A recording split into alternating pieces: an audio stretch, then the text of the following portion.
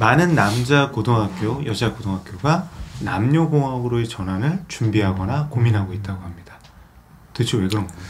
이런 학생 수가 감소하면서 이런 단성 학교에서 학생 모집에 어려움을 겪고 있다라고 하고요. 심각한 경우는 폐교 위기까지 몰렸다라고 합니다. 그러니까 인구 구조의 변화, 학령 인구의 감소, 어쩔 수 없이 남자 고등학교, 여자 고등학교를 남녀공학으로 전환해야 되겠다. 어쩔 수 없는 선택 같아요. 너무 당연한 얘기 같거든요. 근데 반대의 의견도 있다라고 해요. 동덕여대 사건 혹시 아셔요? 이 동덕여대가 이런 일부 남녀공학으로 전환을 논의를 해서 학생들이 큰 반발을 산 사건을 알고 있습니다. 그 반발의 이유가 뭡니까? 동덕여대 학생들 입장에서는 여대로서 알고 입학을 했는데 갑작스럽게 남녀공학 전환이 논의가 되니 이런 사전에 학생들의 의견 수렴이 충분하지 않았다라고 얘기를 하고 있습니다. 그 속에서 이제 아까 말씀하신 어떤 여대의 정체성이 무엇인가 한번 생각해 볼 필요가 있다라고 생각을 해요. 이제 과거에는 권위주의 시대 남녀 간의 차별이 분명히 존재했었거든요. 그 속에서 여대들이 갖고 있는 어떤 그 가치들 분명히 있었어요. 역할들이.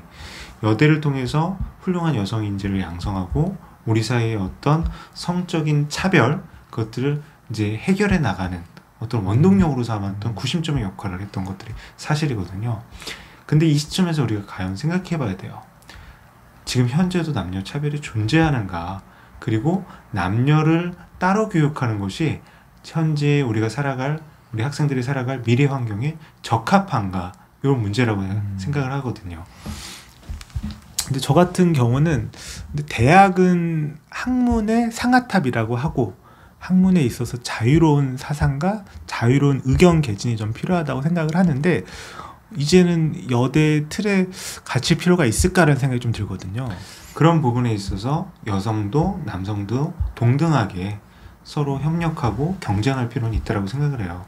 그것이 어떤 대학의 고민인 어떤 아까 말씀하신 입학 학생들을 모집하기도 쉽지가 않은 상황에서 발전의 어떤 원동력이 될 수 있는 터닝 포인트이기도 하거든요.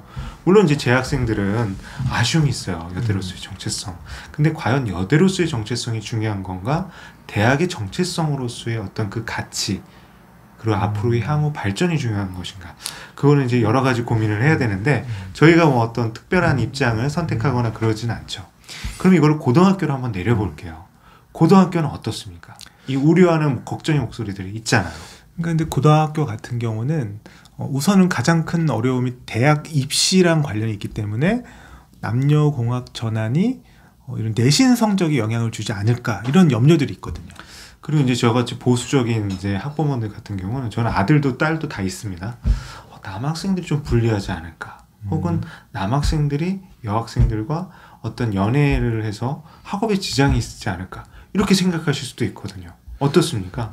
근데 저는 요즘에 뭐 저출생이 문제가 아니라 연애 자체를 안 한다잖아요. 학생들이 성장기에 자연스럽게 남녀가 어울릴 수 있어야 되는데 그런 기회조차 저는 사실 남고를 나왔기 때문에 없었거든요. 그래서 저는 거꾸로 더 권장해야 된다고 생각을 합니다. 이제 저도 웃음이 나왔는데 네. 우리 대성쌤은 우리 학생들의 입장에서 얘기했고 저는 이제 보수적이고 고리타분한 부모의 입장에서 얘기를 한 것 같아요. 그건 대성쌤의 말에 조금 저도 힘을 보태면 저 같은 경우는 남중 남고를 나왔어요. 그러다 보니까 이제 대학교에 갔는데 저는 이제 교대를 다녔잖아요. 여학생들을 만나면서 굉장히 그 친구들하고 관계 맺고 이제 소통하는 게 어려웠어요. 말 한마디 거는 게 어렵더라고요. 저와 같은 일이 또다시 반복되면 안 될 것 같고 어떤 남녀 학생들이 남녀공학에서 다양한 어떤 경험을 할 수도 있고 그 속에서 성장할 수도 있다고 생각을 해요. 서로 협력하고 경쟁하는 계기, 모멘텀이 될 거라는 생각도 드는데 근데 이런 부작용에 대한 부분은 지금 시대 상황에는 맞지 않는 거라고 제가 생각하시는 거죠? 그래서 근데 저는 요즘에 젠더 갈등도 강하고 그렇기 때문에 서로 이해할 수 있고 함께 어울릴 수 있는 기회를 거꾸로 더 줘야 된다라고 생각을 합니다. 그렇죠. 그런 부분에서 이제 남녀공학으로 전환은 자연스럽게 모색돼야 되는데, 근데 실질적으로 남녀공학으로 전학됐을 때 분명한 아쉬움들은 있어요. 그 학교가 갖고 있는 고등학교도 역사와 전통이 오랜 학교들이 많거든요. 그리고 그 학교들이 이제 간혹 이제 전통적인 관점에서 남녀의 역할을 규정하고 그 어떤 건물이나 공간의 설계가 다른 특정한 젠더에게 유리한 측면으로 된 것도 있거든요.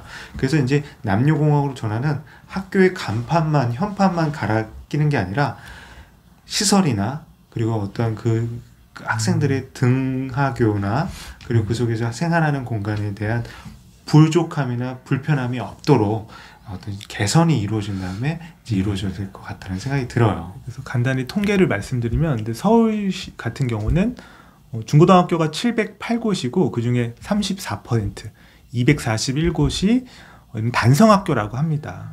그리고 말씀하신 것처럼 화장실이나 뭐 샤워실, 탈의실 여러 가지 남녀가 같이 생활하면서 필요한 공간들이 있거든요. 그래서 서울시 교육청 같은 경우는 그런 3년간 6억 원의 예산을 지원을 한다라고 하네요. 그럼 대 선생님 같은 경우 이제 남녀공학으로 전환해서 어쩔 수 없지만 그리고 또 나름대로의 장점이 크다 이렇게 보시는 거죠? 그러니까 우선은 이 인구 변화와 그다음에 아까 인구 변화에서 제가 말씀 못 드렸지만 기존의 남녀공학도 큰 어려움에 있다라고 해요. 그래서 어느 학교 같은 경우는 여학생의 비율이 한 반에 5명 이내인 경우도 있다라고 하는데, 이런 인구 구조의 문제, 폐교가 되는 것보다는 남녀공학으로 전환해서 통학거리라든가 학생들의 생활을 좀 더 원활히 하는 것도 필요하고, 또 두 번째로는 시대상이 변했기 때문에 남녀를 이렇게 따로 나눠서 교육을 해야 될까라는 근본적인 의문이 있거든요. 저는 이제 마지막으로 동덕여대 사태를 보면서 여러 가지 생각들을 하게 되는 거예요. 아무리 어쩔 수 없는 선택이라 할지라도 교육 구성원들의 합의와 협의가 필요하겠다.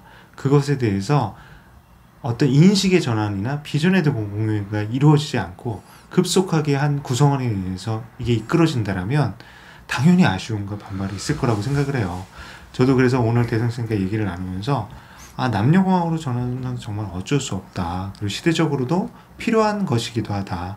그렇지만 그 속에서 그 학교가 갖고 있는 빛깔과 색깔 어떻게 유지하고 발전시킬 것인가, 교육 구성이 함께 고민해야 되는 자리가 있어야 된다 이렇게 생각이 드네요. 그래서 저도 근데 동덕여대 학생들도 무척이나 학교를 사랑할 것 같아요. 근데 그런 논의 과정에서 왜 남녀공학 전환이 나왔는지 데이터라든가 정보가 충분히 공개가 되고 그 논의의 장의 시작점부터 학생들이 있었다라면 지금의 이런 분쟁이나 논란이 조금은 적지 않았을까라는 생각이 듭니다.